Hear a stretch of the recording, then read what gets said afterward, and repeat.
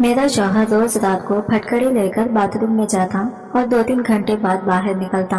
मैं ये देखकर बहुत हैरान हो जाती कि वो फटकड़ी को अपनी जान से ज्यादा संभाल कर क्यों रखता है। अभी तक मेरे शौहर ने मुझे छुआ तक नहीं था और वो हर रात फटकड़ी लेकर बाथरूम में चला जाता और मैं बाहर इसका इंतजार करते करते सो जाती। एक दिन राज जानने के लिए मैंने बाथरूम की खिड़की से झांका तो मेरे होश उड़ गए, क्योंकि मेरा शौहर तो मेरा नाम अनम है, मेरी उम्र 19 साल है। मेरे माँ बाप मुझे बहुत प्यार किया करते थे, क्योंकि मैं इनकी लाडली बेटी थी।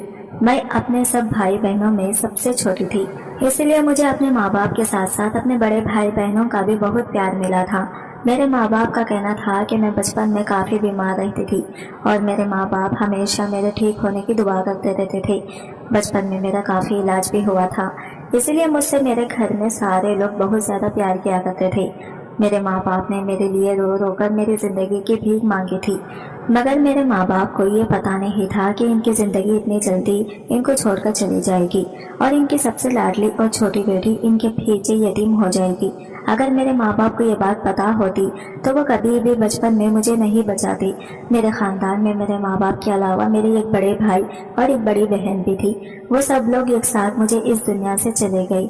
मैं 7 साल की थी जब हमारी पूरी फैमिली पिकनिक के लिए जा रही थी। तभी रास्ते में अचानक हमारी गाड़ी का एक्सीडेंट हो गया था। एक्सीडेंट इतना ज़्यादा खतरनाक था कि मेरे माँ बाप और मेरे दोनों भाई बहन के मौके पर ही मौत हो गई थी, लेकिन शायद खुदा ने मुझे ज़िंदगी देनी थी, इसलिए कितने लोगों की मौत हो जाने के बाद मैं अकेली बच गई थी। मुझे मामूली सी चोट आई थी, लेकिन मेरी ज़िंदगी बच गई थी। लोग मुझे देखकर हैरान हो रहे थे कि ये लड़की कैसे बच गई। कहते हैं कि जिसकी ज़िंदगी खुदा लिख दे इसे कौन मार सकता है। और कुछ लोग मुझे देखकर बहुत अफसोस भी कर रहे थे कि मैं अपने माँ बाप के बिना कैसे इस दुनिया में अकेले रहूंगी।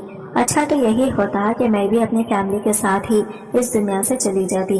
लोग कह रहे थे कि ये लड़की अब यतीम होकर जिंदगी कैसे गुजारेगी, कौन इसकी परवरिश करेगा। इसी तरह से मेरी पूरी फैमिली खत्म हो चुकी थी और मैं अकेली हो गई थी, क्योंकि मैं बिल्कुल लावारिस थी। मेरे बाप के सौतेले भाई ने मुझे अपने घर में जगह दे दी थी, क्योंकि और कोई मुझे अपने साथ रखने के लिए तैयार ही नहीं था। और मेरी माँ के रिश्तेदार तो डर की वजह से कभी हमारे घर पर अफसोस करने के लिए भी नहीं आए थे।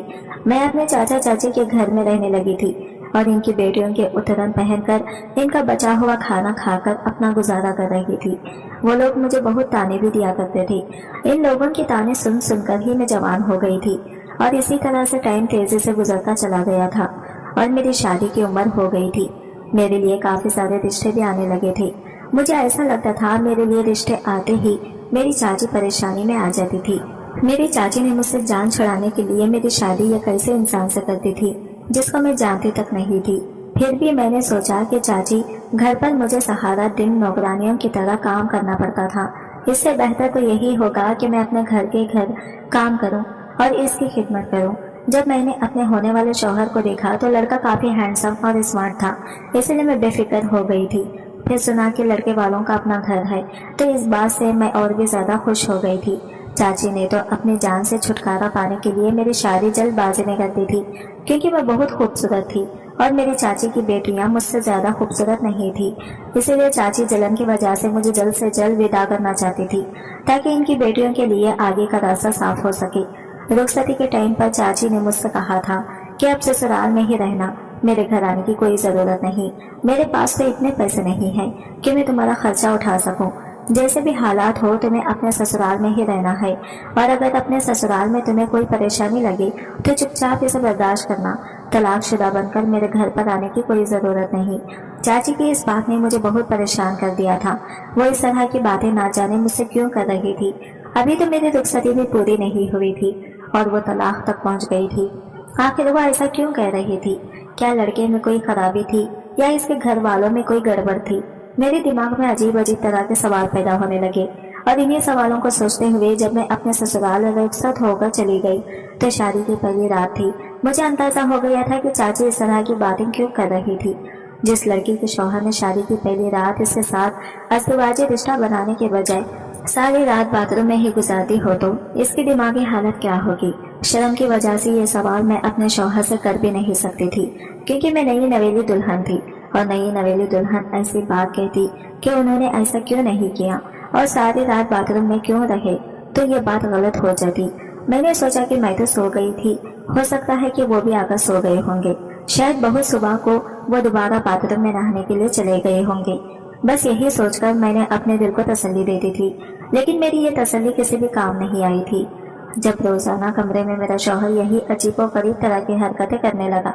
शादी को 1 महीना पूरा होते ही मेरी सास ने तो पोता पोती की रट लगा ली थी। मेरी सास को तो ये भी नहीं पता था कि 1 महीने में से 1 दिन भी इनके बेटे ने मुझे हाथ तक नहीं लगाया था। इनका बेटा तो ना जाने की इन हरकतों में मसरूफ रहता था और मैं शर्म की वजह से ये बात किसी से कह भी नहीं सकती थी। 1 महीने बाद जब मैं चाची से मिलने इनके घर पर गई तो चाची मुझे देखकर परेशान हो गई थी और एकदम से उन्होंने मुझसे सवाल किया, मैं अपना घर छोड़कर तो नहीं आई हूँ। चाची के सवाल पर मैंने बड़ी हैरत से इनकी तरफ देखा। मेरी रुखसती के टाइम पर भी इनका सुलूक मेरे साथ यही था और मैं पूरे 1 महीने बाद इनसे मिलने के लिए आई थी। तब भी वो मेरे साथ ऐसी अजीबोगरीब बातें कर रही थी। मैंने चाची से कहा कि नहीं, मैं तो सिर्फ आपसे मिलने के लिए यहाँ पर आई हूँ। मुझे इनकी बात से बहुत दुख पहुँचा था। मैंने अपना सारा बचपन और लड़कपन इस घर में ही गुजारा था। मुझे इस घर से बहुत ज्यादा लगाव था। क्या मेरा इतना भी हक नहीं बनता था कि मैं इस घर में अपने चाचा चाची से मिलने के लिए भी कभी कभी आ जाऊं?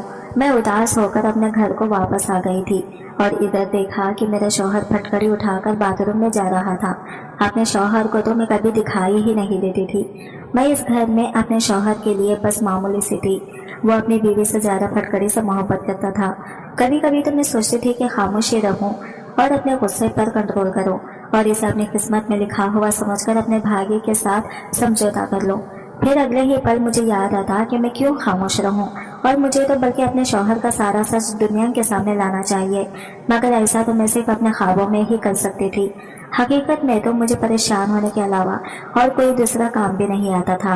अब मैंने खुद को घर के कामों में मसरूफ रखना शुरू कर दिया था। मैं ज्यादा से ज्यादा अपने आप को मसरूफ रखने की कोशिश में लगी रहती थी।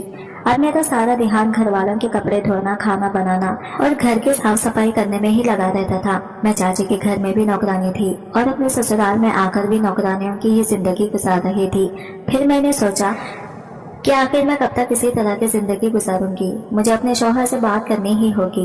एक दिन मैंने बंद लफ्जों में अपने शौहर को यह बात बता दी थी कि इनकी माँ मुझसे पोता पोते की डिमांड करती है। ये बात सुनकर जैसे मेरे शौहर को करंट सा लग गया था। उन्होंने फौरन ही कहा कि अभी ऐसा कुछ भी नहीं हो सकता और ऐसा बिल्कुल मुमकिन नहीं। इतना कहकर वो कमरे से बाहर चले गए थे तो मैं अपना सर पकड़कर बैठ गई, क्योंकि मुझे अपने शौहर पर पहले से ही शक था और अब मुझे अच्छी तरह से यकीन हो गया था कि मेरा शौहर इसलिए वो फटकड़ी का बहाना बनाकर रोज रात को नामर्द है, इसीलिए वो बाथरूम में चला जाता है और फिर मेरे सोने का इंतजार करता है। जब मैं सो जाती हूँ तो वो बाथरूम से बाहर निकल कर आता है। वो ऐसे ही करता है, वरना कोई मर्द ऐसा नहीं होता जो अपनी नई नवेली दुल्हन को अकेला छोड़कर इस तरह से सारी रात खुद को बाथरूम में बंद नहीं रखता। मैंने सोचा अब मुझे अपने शौहर के इस राज पर पर्दा हटाना ही पड़ेगा और मैं सच जानकर ही रहूंगी और यही सारा सच मैं सब लोगों के सामने लेकर आऊंगी। एक दिन रात के टाइम पर मैंने सोचा कि मैं सोने की एक्टिंग करती हूँ और देखती हूँ कि मेरा शौहर रात में क्या करता है।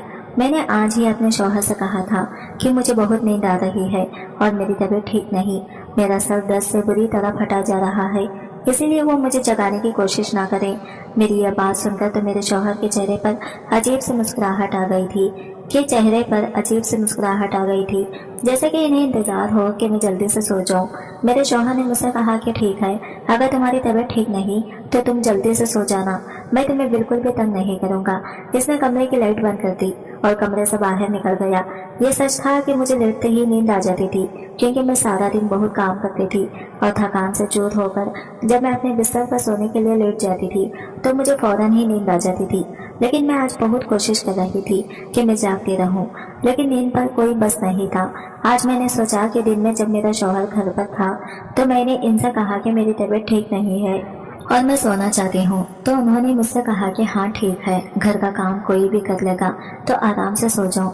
मेरी सास को लगा कि मैं प्रेग्नेंट हूँ और मेरी तबीयत ठीक नहीं है, इसलिए मैं आराम कर रही हूँ और मेरी सास ने भी मुझे किसी काम के लिए नहीं कहा था, वरना मुझे तो आराम करने का मौका ही नहीं मिलता था।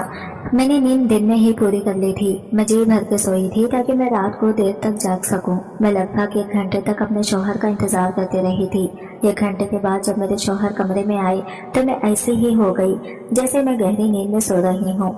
मैंने देखा कि वो वही फटकड़ी वाला थैला लेकर बाथरूम में चले गए थे। जब उन्होंने बाथरूम का दरवाजा बंद किया तो मैं फौरन ही उठ गई थी। मुझे डर नहीं था कि वो आएंगे, क्योंकि मुझे पता था कि अब वो काफी देर तक बाहर आने वाले नहीं। मैं घर की पिछले वाले हिस्से की तरफ जाने लगी थी और चोरों की तरह आहिस्ता आहिस्ता खड़ी हुई थी, जहाँ पर बाथरूम की खिड़की भी थी। लेकिन बाथरूम की खिड़की बहुत ऊंचाई पर थी और इस खिड़की से मैं अंदर तक नहीं देख सकती थी, क्योंकि खिड़की की ऊंचाई का हिसाब से मेरा खत बहुत छोटा रह गया था। लेकिन मैं जल्दी से जाकर एक कुर्सी लेकर आई और मैंने वो कुर्सी रखी और इस पर खड़ी हो गई। इस टाइम रात के 2 बज रहे थे और घर के सारे लोग सो चुके थे। किसी की भी मुझ पर नजर नहीं पड़ सकती थी, मगर मुझे फिर भी बहुत डर लग रहा था और डर की वजह से मेरा बदन कांप रहा था। मैं वो कुर्सी उठाकर खिड़की के करीब आई और कुर्सी पर चढ़कर खिड़की के अंदर देखने लगी कि आखिर मेरा शौहर इतनी देर तक बाथरूम में करता क्या है। अपने पैर कांपने की वजह से मुझे ऐसा लग रहा था कि मैं ठीक से खड़ी नहीं हो पा रही, ऐसा न हो कि मैं गिर जाऊं। मैंने अपने अंदर हिम्मत पैदा की और चेयर के ऊपर खड़ी हो गई। लेकिन जैसे ही मैंने बाथरूम की खिड़की से अंदर झांका तो सामने का नजारा देखकर मेरी आंखों के सामने अंधेरा छाने लगा था। मैं चेयर से गिरते गिरते बच गई थी। ये मेरा शौहर कैसा काम कर रहा था फटकड़ी के साथ। आखिर ये सब कुछ क्या हो रहा था। मेरे शौहर का दिमाग तो ठीक था। मैंने बड़ी मुश्किल से खुद को संभाला था और वापस अपने कमरे में चली आई थी। कमरे में आते ही मेरी आंखों में आंसू आ गए थे और मैं फूट फूट कर रोने लगी थी। मुझे अपनी किस्मत पर रोना आ रहा था, क्योंकि आज मेरे शौहर की असलियत खुलकर मेरे आंखों के सामने आ गई थी। आज तक मेरा शौहर मेरे करीब क्यों नहीं आया था, अब मुझे ये बात अच्छी तरह से समझ आ गई थी। तो वो ये वजह थी जिसकी वजह से मेरा शौहर मुझसे दूर दूर रहता था। अब मुझे यकीन हो गया था कि मेरी चाची मेरे शौहर की असलियत को अच्छी तरह से जानती थी, इसलिए वो मुझसे इस तरह की बातें किया करती थी। उन्होंने जानबूझकर मुझे इस जहन्नम में ढकेला था, वरना मेरे लिए रिश्तों की कोई कमी नहीं थी। मैं बहुत खूबसूरत थी, जिसकी वजह से लोग मुझे देखते ही पसंद कर लिया करते थे।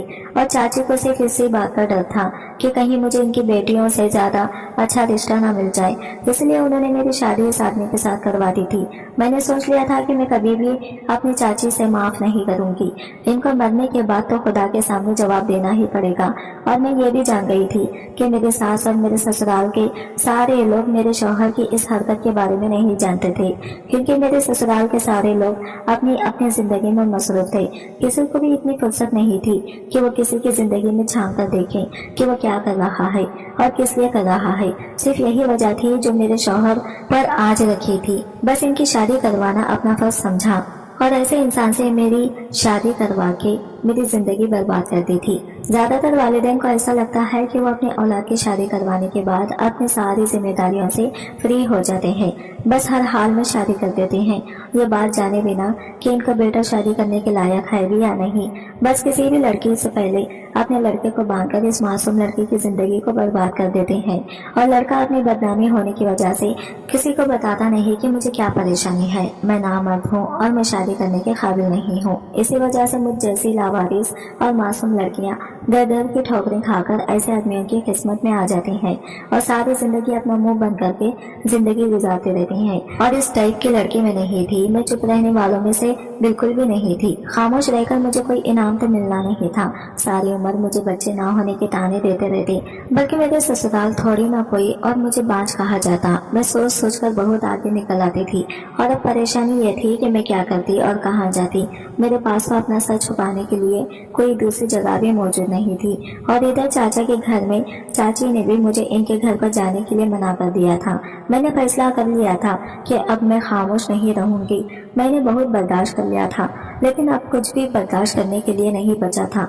मेरे आगे पीछे कोई नहीं था, तो इसका क्या मतलब कि मेरा शौहर मुझे धोखे में रखता।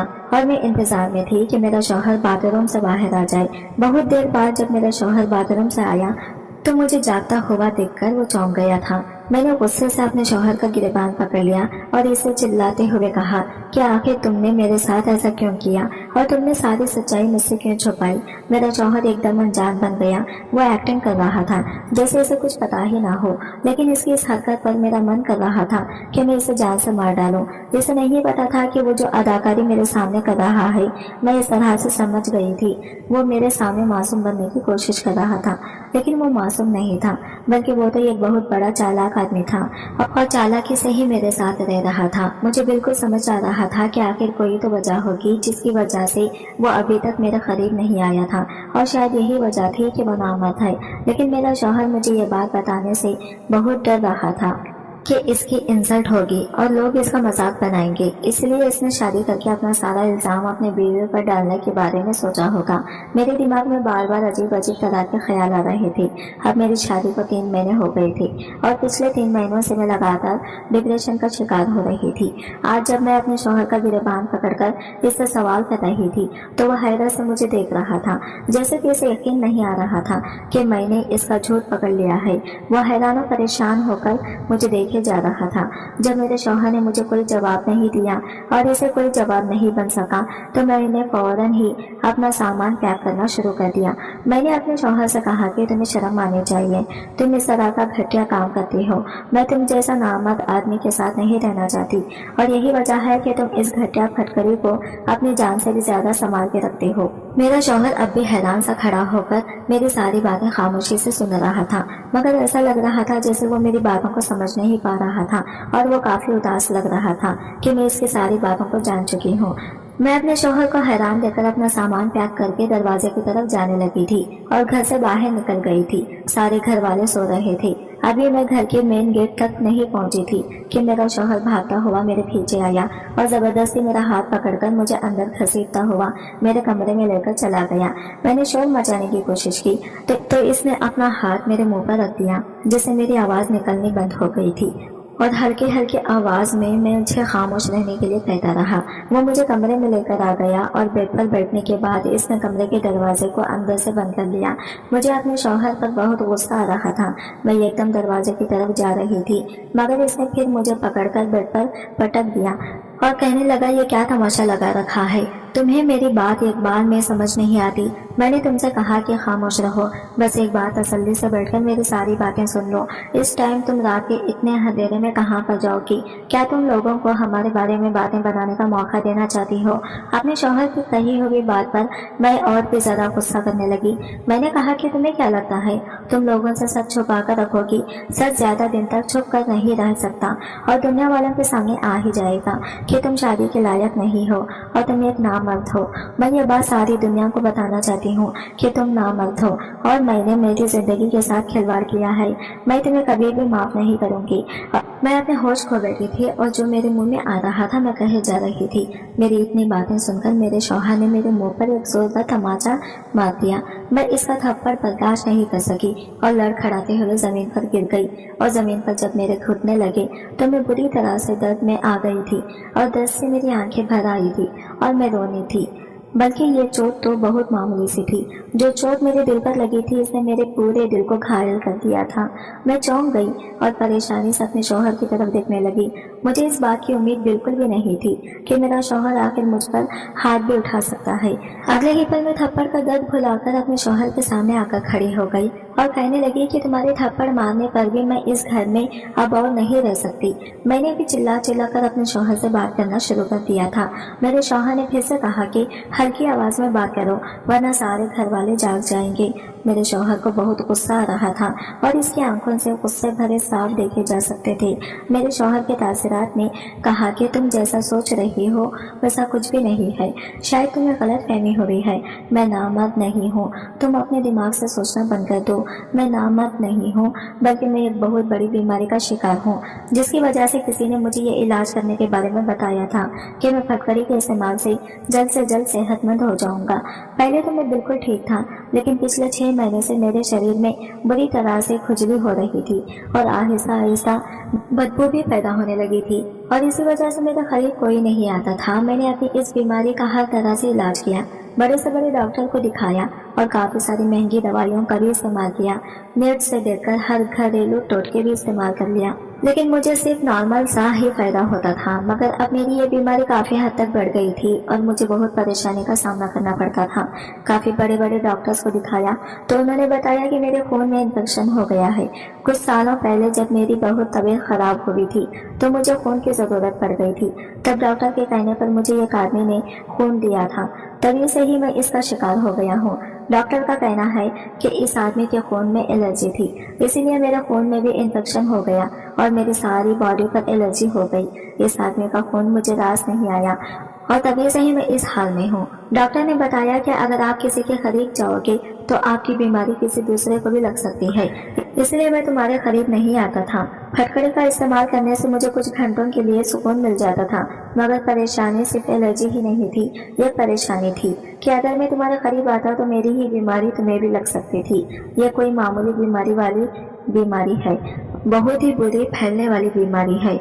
मैं तुम्हें भी अपना जैसा नहीं करना चाहता था। मेरा इलाज तो काफी टाइम से चल रहा था, लेकिन धीरे धीरे मेरी परेशानी बढ़ती ही चली जा रही थी।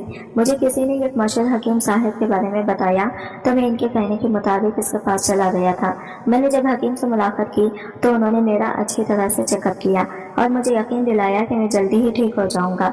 इसने मेरा इलाज शुरू कर दिया और इधर मेरे घर वालों ने मेरी शादी का हंगामा किया हुआ था, क्योंकि मेरी एक बहन लंदन से आई हुई थी और इसकी शादी में शिरकत जरूरी थी और इसलिए मुझे शादी करना जरूरी था, क्योंकि फिर कुछ सालों तक मेरी बहन का आना यहाँ पर मुमकिन नहीं था। मैंने अपने माँ बाप को बहुत इनकार किया कि मैं अभी शादी करने के लिए तैयार नहीं हूँ, लेकिन मेरी किसी ने ये नहीं सुनी और मेरी शादी की डेट भी मुझसे बिना पूछे ही तय कर दी। इस तरह से हमारी शादी भी हो गई। जब मैं हकीम साहब के पास गया और मैंने इनको बताया कि अब मेरी शादी होने वाली है तो उन्होंने कहा कि अभी 2-3 महीने तक तुम्हारी शादी नहीं होनी चाहिए थी। जब तक इलाज पूरा नहीं हो जाता तब तक तुम्हें किसी के करीब भी नहीं जाने। मैं अपनी फैमिली के हर मेंबर से भी दूरी बनाकर ही बात किया करता था और ना ही इन लोगों के साथ उठता बैठता था। फिलहाल मेरी शादी की डेट तो फिक्स हो गई थी। हकीम साहब ने बताया कि तुम्हें इतना करना होगा, जब तक इलाज पूरा नहीं हो जाता तो तुम्हें अपनी बीवी से भी दूरी बनाए रखनी होगी। मैं हकीम साहब की बातें सुनकर बहुत परेशान हो गया था। उन्होंने कहा कि तुम्हारी इस परेशान का और कोई हल नहीं, इसलिए तुम्हें सबसे पहले अच्छी तरह से सेहतमंद होना होगा और अपनी बीमारी को ठीक करना होगा। फिर आराम से सारी जिंदगी तुम्हें अपनी बीवी के साथ रहना है, क्योंकि हकीम साहब के इलाज से मुझे काफी फर्क होने लगा था और मैं खुद को काफी हद तक ठीक महसूस कर रही थी, इसलिए मुझे हकीम साहब की बात माननी पड़ती थी। और मैंने सोचा था कि शादी करने के बाद मैं तुम्हें सारी हकीकत बता दूंगा, मगर ना जाने क्यों मुझे तुमसे कुछ भी कहने की हिम्मत नहीं होती थी और बस यही मेरी सबसे बड़ी गलती थी, जिसकी वजह से तुम मुझे गलत समझ बैठी और मुझे गलत समझने पर मजबूर हो गई थी। मैंने फटकड़ी से ही तुम्हारा इलाज हो सकेगा, इसलिए मैं तुम्हारे करीब भी नहीं आता था और आज तक मैंने तुम्हारे करीब बैठकर तुमसे बात करने की कोशिश भी नहीं की थी। और ये रोज मैं फटकड़ी घर से लेकर आता था और हर रोज मैं फटकड़ी घर पर लेकर आता। फटकड़ी से इलाज होता नहीं फटकड़ी था और रोजाना मेरा था, इसीलिए मैं पागलों की तरह फटकड़ी की हिफाजत किया करता था कि मैं जल्द से जल्द ठीक हो जाऊं और एक नॉर्मल जिंदगी जी सकूं और तुम्हें बता सकूं कि मैं तुम्हारे साथ वक्त गुजारने के लिए कितना तड़प रहा था। मेरी परेशानी से तो किसी को नजर नहीं आती, मगर अंदर ही अंदर मैं अपनी परेशानी से बहुत ज्यादा बेचैन हो गया था। मुझे माफ कर दो, मैं तुमसे माफी मांगता हूँ। मैंने तुम पर हाथ उठाया और अपनी ये सच्चाई तुमसे इतने दिनों तक छुपा कर रखी। मेरा शौहर बहुत शर्मिंदा लग रहा था। मुझे अपने पति की बातों पर यकीन आ गया था, क्योंकि इनकी आंखों से लगातार आंसू निकल रहे थे और इनके चेहरे से सच्चाई साफ साफ नजर आ रही थी। मैंने अपने शौहर से कहा, आप अगर मुझे इस बारे में पहले ही बता देते तो मैं पिछले 3 महीनों से इतना परेशान नहीं होती। मेरे दिमाग में तो तरह तरह की बातें आने लगी थी। मेरे अलावा कोई और भी होता तो शायद आपके बारे में ऐसा ही सोचता, और तुम्हारी कुछ हरकतें ऐसी थी जिसकी वजह से मुझे ऐसा लगा कि तुम मुझे धोखा दे रहे हो। और मैं भी अब आपसे माफी मांगती हूँ कि मैंने आपके साथ बहुत बदतमीजी की और आपको नहीं समझा। मैंने बहुत शर्मिंदा होकर अपने शौहर से माफी मांगी और इन्हें यकीन दिलाया कि मैं हमेशा आपका साथ दूंगी और जब तक आप पूरी तरह से ठीक नहीं हो जाते मैं आपका पूरा ख्याल रखूंगी। वो दिन है और आज का दिन है। मैं और मेरे शौहर हमेशा एक दूसरे के साथ हैं और खुदा की बहुत बड़ी मेहरबानी है कि आहिस्ता आहिस्ता मेरे शौहर की बीमारी भी जड़ से खत्म हो गई और मेरा शौहर अब बिल्कुल ठीक है और हम मियां बीवी एक दूसरे के साथ बहुत अच्छी जिंदगी गुजार रहे हैं। कभी कभी हम छोटी मोटी बातों का इश्यू बना लेते हैं, हालांकि वो सब इश्यू हल हो सकते सकते हैं। बहुत सी ऐसी छोटी छोटी गलत फहमियाँ हैं जो घर को बर्बाद कर देती हैं। हमें अपने हमसफर को अच्छी तरह से समझने की कोशिश करनी चाहिए, लेकिन हम तो सिर्फ अपने बारे में ही सोचते हैं। हम नहीं जानते कि सामने वाले के दिल का हाल क्या है और वो किसी परेशानी से गुजर रहा है। अगर हम किसी की परेशानी को समझ सके तो हम इसका साथ देकर इसे कामयाब बना सकते हैं और इसकी परेशानी को जड़ से ख़त्म कर सकते हैं। मैं खुदा से दुआ करती हूँ कि खुदा हम लोगों को सोचने और समझने की हिम्मत और ताकत दे और हमें सही फैसला करने की समझ दे। और अब मेरे पास एक 3 साल की बेटी भी है। ऐसा लगता है जैसे मेरी ज़िंदगी से सारी परेशानियाँ ख़त्म हो गई हैं, क्योंकि मेरे शौहर इतने अच्छे हैं कि कभी कभी मुझे अपनी किस्मत पर यकीन ही नहीं आता कि ये वही आदमी है जिस पर मैंने पहले कुछ जाने बिना ही काफ़ी इल्ज़ाम लगाते थे और शक किया था।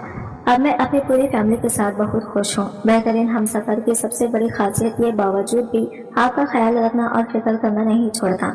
मियाँ बीवी का रिश्ता नाराज़गी व खफगी में भी दिल में सलामती और एक दूसरे के खैर मांगता है। माफ़ी तलाश के बगैर ही रिश्ता फिर से पहले जैसा तरोताज़ा हो जाता है, क्योंकि इस रिश्ते में रब की रज़ा होती है, माँ बाप की दुआएं शामिल होती हैं। हमारे एक दोस्त का कहना है कि जवानी में बीवी ये आंख न भाती थी, मर्द आखिर मर्द है। दिल में ख्याल आता था अगर ये मर जाए तो मैं दूसरी शादी कर लूँ। अब इस बुढ़ापे में हर नमाज के बाद मैं दुआ मांगता हूँ, या अल्लाह इसे सलामत रखना। ये मर गई तो मैं दर बदर हो जाऊँगा। मुझे तो कोई पानी भी नहीं पूछेगा, मुझे पहले ले जाना, मगर इसे सलामत रखना। यह होता है बीवी का प्यार, बीवी की खिदमत। संग दिल इंसान को भी मोम बना देती है। अल्लाह ताला से दुआ तमाम दोस्तों की ज़िंदगी में खुशियाँ और आसानियाँ पैदा फरमाए। आमीन सुम्मा आमीन। ख्वाहिश सिर्फ इतनी है कि कुछ अल्फाज लिखो जिससे कोई गुमराही के रास्ते पे जाते जाते रुक जाए, और ना भी रुके तो सोच में ज़रूर पड़ जाए। दोस्तों, उम्मीद करती हूँ आपको यह हमारी कहानी पसंद आई होगी। कहानी पसंद आई है तो वीडियो को लाइक करें, कमेंट करके शेयर करना बिल्कुल भी ना भूलें। और हाँ, अगर आप इस चैनल पर नए हो तो इस चैनल को ज़रूर से सब्सक्राइब करें। और मिलते हैं अगले वीडियो के साथ। तब तक के लिए बाय बाय, टेक केयर, अल्लाह हाफिज़।